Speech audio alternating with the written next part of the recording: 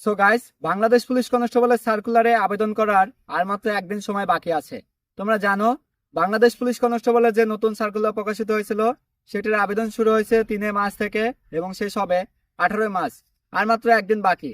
সেহেতু তোমরা যেই সমস্ত ছেলে এবং মেয়ে স্বপ্ন দেখছিলা বাংলাদেশ পুলিশ কনস্টেবলের টিআরসি পদে অ্যাপ্লিকেশন করবা এবং বাংলাদেশ পুলিশের কনস্টেবল পদে যোগদান করবা, তোমাদের জন্য কিন্তু সময় চলে যাচ্ছে। আর দেরি না করে এখনই অ্যাপ্লিকেশন করে ফেলতে হবে। সারা বাংলাদেশ থেকে এবার 4200 ছেলে এবং মেয়ে বাংলাদেশ পুলিশ কনস্টেবলে যোগদান করানো হবে। সেহেতু এটা একটা সুবর্ণ সুযোগ। তোমার যদি সবকিছু ঠিকঠাক থাকে তাহলে তোমার চাকরি অনায়াসে হয়ে যাবে। শুধুমাত্র তুমি যদি এসএসসি পাস করে থাকো আর তোমার যদি জিপিএ 2.50, সেই সাথে তোমার বয়স যদি হয় 18 থেকে 20 বছর, তাহলে তুমি অনায়াসে এখনই অ্যাপ্লিকেশন করে ফেলো।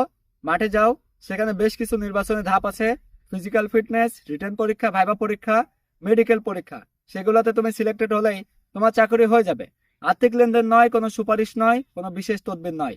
পুলিশের চাকরি হবে শুধুমাত্র তোমার নিজের যোগ্যতায়। সব দেরি না করে এই একদিন সময়ের ভিতরে তোমরা অ্যাপ্লিকেশন করে ফেলো। ধন্যবাদ।